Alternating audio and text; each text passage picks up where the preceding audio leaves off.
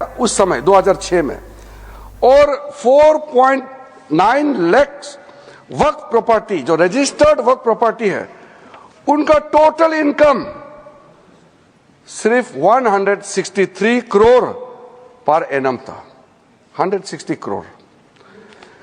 और उसी समय सचर कमेटी में यह भी कहा, टिप्पणी भी किया और सुझाव भी दिया, अगर वो 4.9 लाख प्रॉपर्टी को अगर एफिशिएंटली मैनेज करते उस समय का मार्केट रेट से, तो भी 12,000 करोड़ हर साल इनकम जनरेशन होता। तो 12,000 करोड़ होना चाहिए था, लेकिन 163 करोड़ जनरेशन हुआ है। फिर उसके बाद में हम लोगों ने आकलन किया, आज का दिन में 8.72 लाख जो प्रॉपर्टी है इतना बढ़ गया, उसका तो हम हिसाब भी नहीं लगा सकता है, और मुझे हिसाब भी लगा के आंकड़े पेश नहीं करना चाहिए, क्योंकि मार्केट का अपना अपना एक फॉर्मूला होता है। लेकिन एक कॉमन सेंस है कि अगर सचर कमेटी 4.9 लाख प्रॉपर्टी को अनुमान लगाया 12,000 करोड़ इनकम होना चाहिए, तो आज उसको आप आज के समय मार्केट रेट में हिसाब लगा करके आप अनुमान लगा सकते हैं। सचर कमेटी ने यह भी कहा, सेंट्रल वक्फ काउंसिल में और स्टेट वक्फ बोर्ड में और ब्रॉड बेस करके इंक्लूसिव होना चाहिए।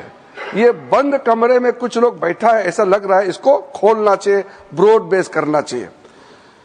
साथ साथ में सेक्रेटरी जो सेंट्रल वक्फ काउंसिल और स्टेट बोर्ड है, उसका स्तर सीनियर लेवल होना चाहिए। उस समय under secretary, deputy secretary rank का था, उसको कहा कि ज्वाइंट सेक्रेटरी, एडिशनल सेक्रेटरी का रैंक ऑफिसर को नियुक्त करना चाहिए। और साथ में सर, बच्चों और महिलाएं के लिए, महिलाएं और बच्चों के लिए स्पेसिफिक कदम उठाना चाहिए। इस सचर कमेटी ने उस समय रिकमेंडेशन किया। और उसके बाद एक ज्वाइंट पार्लियामेंट्री कमेटी का गठन हुआ, जिसका अध्यक्षता के रहमान खान ने किया। और के रहमान खान जी अल्पसंख्यक मामलों का मंत्री भी रहा है, वरिष्ठ सदस्य थे।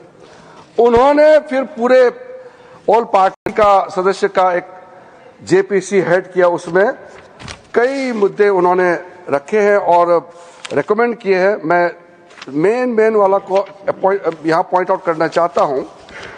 एक तो उन्होंने पॉइंट आउट किया कि जो इंफ्रास्ट्रक्चर है वक्फ बोर्ड का, वो काफी नहीं है, और मैन पावर और फंड बहुत ही मीगर है, कम है, छोटा है, वो काफी नहीं है।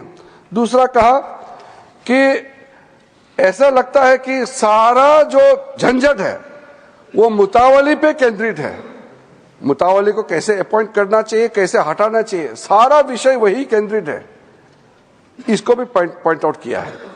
फिर डॉक्यूमेंटेशन के बारे में और सर्वे के बारे में वक्फ प्रॉपर्टी, और लीगल जो सेटअप होना चाहिए वक्फ को लेकर के, इसके बारे में भी। Computerisation of Waqf board, central data bank होना चाहिए, इसका भी उस समय का जेपीसी ने कहा। म्यूटेशंस, रेवेन्यू रिकॉर्ड, और to adopt sound and acceptable financial and budgetary practices, इसका भी सुझाव दिया। और फिर लीज करने का जो वक्फ प्रॉपर्टी को किस तरीके से लीज होना चाहिए, इसका भी सुझाव दिया है। जितना ये 3 कमेटी रिपोर्ट्स सचर कमेटी को मिलाते हुए जो मुख्य रिपोर्ट रिकमेंडेशन किया है, सर मैं आपके माध्यम से सदन को बताना चाहता हूं, वो सारा रिकमेंडेशन रिपोर्ट्स को हम लेकर के आज ये बिल लेकर के, अमेंडमेंट बिल लेकर के इस सदन में आया है। इसलिए ये तीनों कमेटी, ये कांग्रेस सरकार में, जो दूसरे और तीसरे कमेटी तो यूपीए सरकार थे, लेकिन शुरू वाला तो प्योर कांग्रेस गवर्नमेंट था।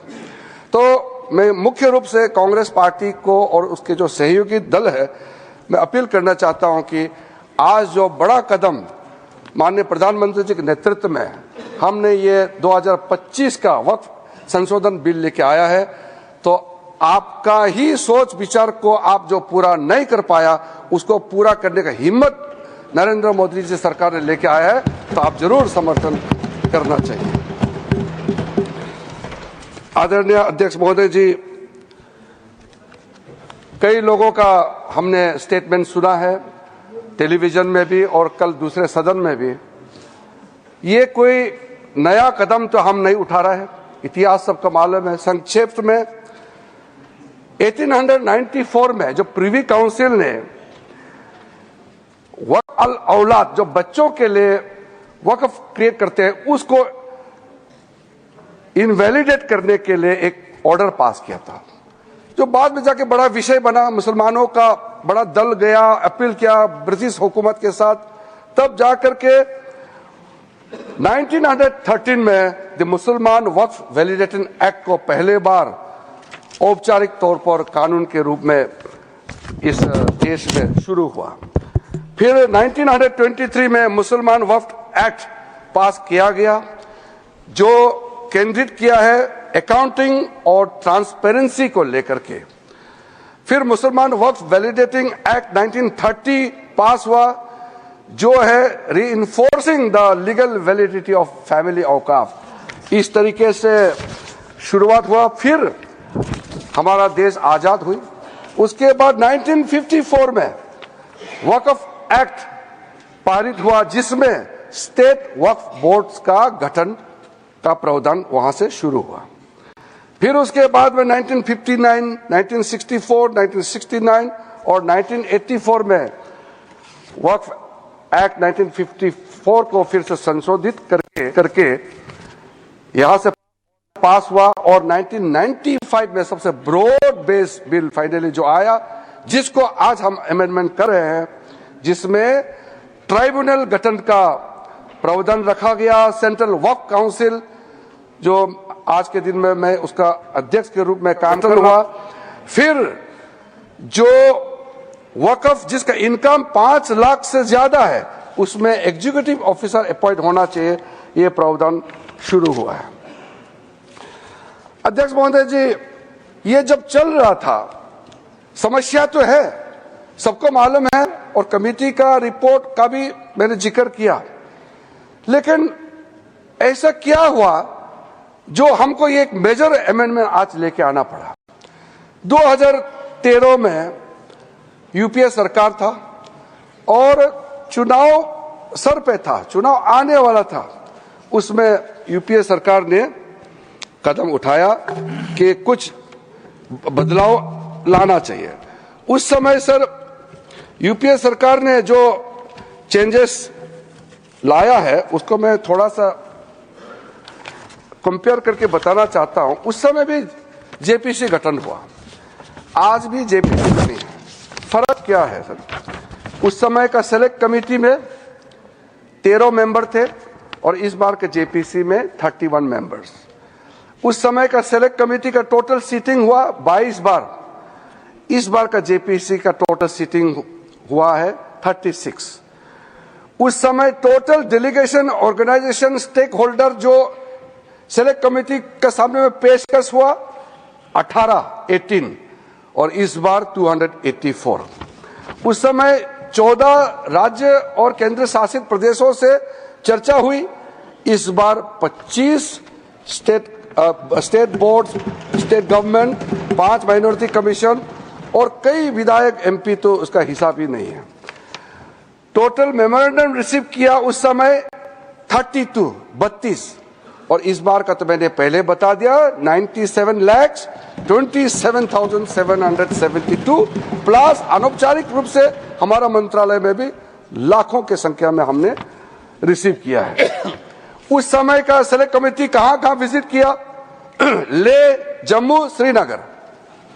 उस समय ये तीनों एक ही स्टेट था। ले अभी यूनियन टेरिटरी हो गया, जम्मू, श्रीनगर। और इस बार कहां विजिट किया, मैंने आपका नाम पहले ही बता दिया, किस किस शहरों में इस कमेटी ने विजिट किया है। अध्यक्ष महोदय जी, जब हम लोग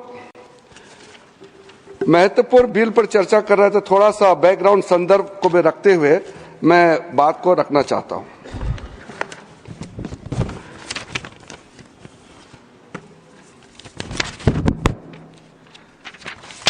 अध्यक्ष महोदय जी, यहां कहा गया है कि हम जो कदम उठा रहे हैं मुसलमानों को नुकसान होगा। कई लोगों ने कहा ये अनकॉन्स्टिट्यूशनल है, गैर कानूनी है और मुसलमानों का हक छीना जा रहा है। अलग अलग तरीके से लोगों ने अपना बात को रखा है। ठीक है, बात रखने का अधिकार है, लेकिन मैं बहुत ही साफ साफ तरीके से ये सारे जो आरोप लगाए हैं उसको मैं खारिज करना चाहता हूं। सर, सबसे पहले ये जो वक्फ प्रॉपर्टी होता है, इसका मैनेजमेंट, इसका क्रिएशन और इसका बेनिफिशियरी ये नॉन मुस्लिम के अलावा कोई और हो, किसी के पास हो ही नहीं सकता है। मुस्लिम के पास ही रहेगा, कोई नॉन मुस्लिम इसमें हस्तक्षेप नहीं कर सकता है। जो वाकिफ होता है वो एक मुसलमान ही होता है, और जो औकाफ बन जाता है वो प्रॉपर्टी क्रिएट हो जाता है, उसको मैनेजमेंट कौन करता है? मुतावाली, वो भी मुसलमान ही होना पड़ता है। और किसके लिए वक्फ क्रिएट करता है? 3 पर्पस के लिए, धार्मिक रिलीजियस पर्पस, अच्छा काम के लिए, पायस भगवान के नाम में, अल्लाह के नाम में, और चैरिटेबल भला के लिए, बच्चों के लिए, महिलाओं के लिए, गरीबों के लिए, तो वो मुस्लिम ही होगा।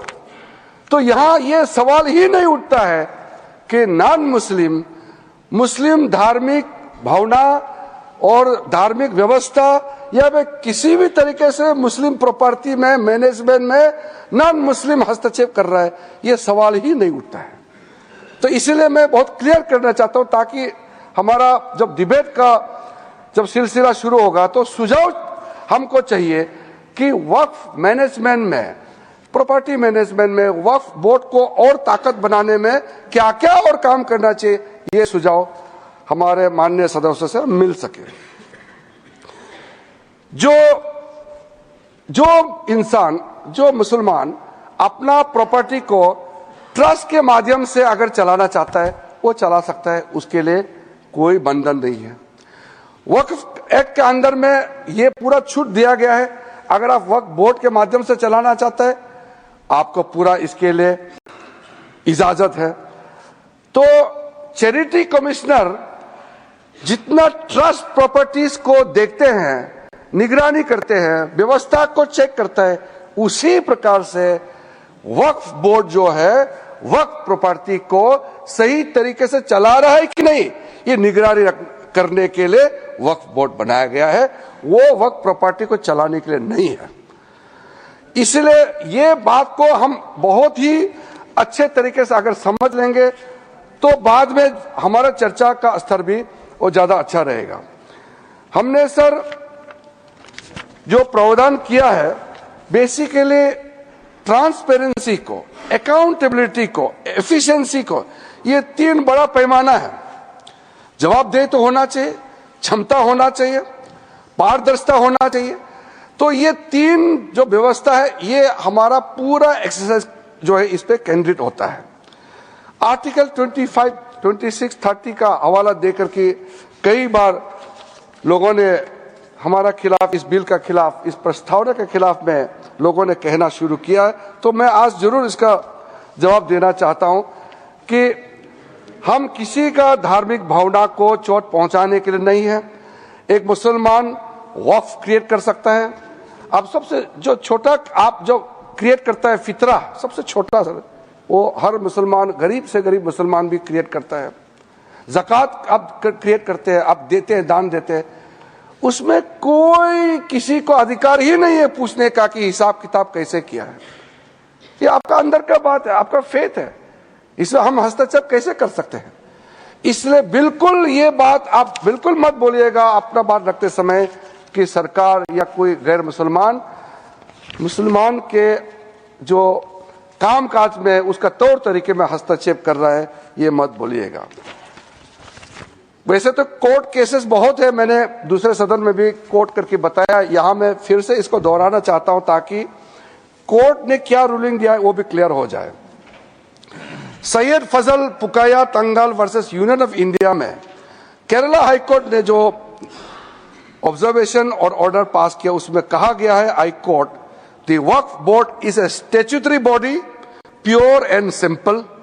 It is not a representative body of the Muslim community. Waqf property है. इसलिए कोर्ट का जजमेंट बहुत साफ साफ हमारे सामने में दिखाई देता है. इलाहाबाद हाई कोर्ट का जजमेंट है, Hafiz Mohammad Zafar Ahmad versus UP central Sunni board of Waqf. क्या कहा गया है उसमें? I quote, a mutawalli's right is purely a right of management of the property and is not a proprietary right. The duties of a mutawali are purely of a secular character. His duties are not of a religious character. इसलिए मुतावालीस को ऊपर में निगरानी रखने के लिए वक्फ board बनाया गया है. Tilkayat Shri Govindlalji Maharaj versus state of Rajasthan, उसमें कहा गया है, मैं कोट करता हूं, right to manage the properties of the temple is purely a secular matter and can not be regarded as a religious practice. Property का मैनेजमेंट के बारे में इतना क्लियर कोर्ट ने कहा है. कई केसेस है, मैं बहुत कम आपके सामने में साइट कर रहा हूं. अब मैं 2013 के बारे में आपको बताया, अब उसको थोड़ा सा अंदर घुस के आपको बताऊंगा और आपको भी सुन करके लगेगा कि आज कितना जरूरी था आज जो संशोधन बिल लेकर के हम यहां आया है. 2013 में ये जो कमेटी वगैरह जब बनाया, 5 मार्च 2014 में कमेटी 13 में गठन हुआ और पारित हुआ दोनों सदनों में. फिर 2014 5 मार्च को, यानी कि 25 दिन पहले इलेक्शन एकदम नोटिफाई होकर के कोड ऑफ कंडक्ट लगने ही वाला है, तब हनन फनन में उस समय के यूपीए सरकार ने देश का राजधानी दिल्ली के अंदर में सबसे प्राइम प्रॉपर्टी 123 प्राइम प्रॉपर्टी को डी नोटिफाई करके दिल्ली वक्फ बोर्ड को सौंप दिया है. इस कार्यक्रम के प्रायोजक हैं double engine detergent powder and cake, रिश्तों में लाए डबल चमक.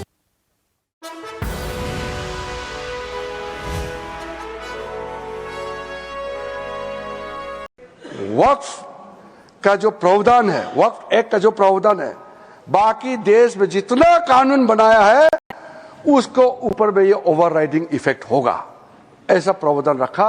हमने इसको रेशनलाइज किया है. Now in the proposed amendment this provision has been omitted. This facilitates the legal harmonization of the Waqf Act with all other property laws. इस देश में बहुत सारा property laws है, ताकि सब में एक समन्वय हो जाए. हार्मोनाइजेशन होना जरूरी है सर. एक कानून दूसरा कानून का सर लड़ाई के लिए नहीं बनाता है. हार्मोनाइज करना बहुत जरूरी है. कॉन्फ्लिक्ट अवॉइड करने में तो आप भी अच्छा लगेगा, इसमें कोई विरोध होने का मुझे कोई कारण नजर नहीं आता है. सर, जो आज हम बिल लेके आया है, एक आप इसको कह सकते हैं नए सवेरा, एक अच्छा सोच के साथ जब हम आए हैं, तो हम बिल का नाम को भी, नाम से तो आपत्ति नहीं होना चाहिए, नाम को हमने अच्छा नाम लेकर के आया है.